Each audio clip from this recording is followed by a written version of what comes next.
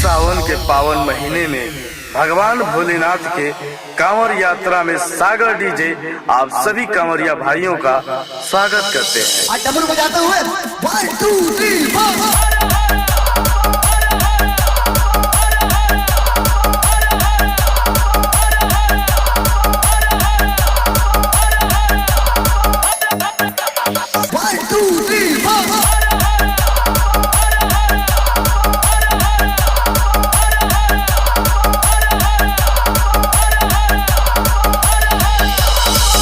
चना पीस के कबो मैदाना भई और जवन सागर डीजे के आग देखा के निकल जाए ऐसा न भई कोनो माई के लाग पैदा ना भई।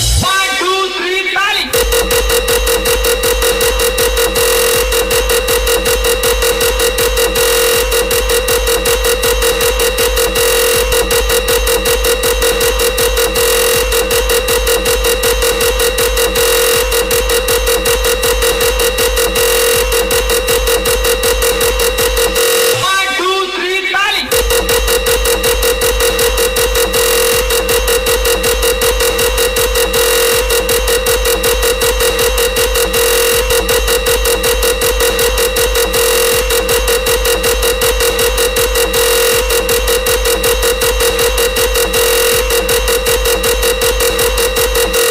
सागर डीजे, इनवा मोड़, जयरामपुर वाले।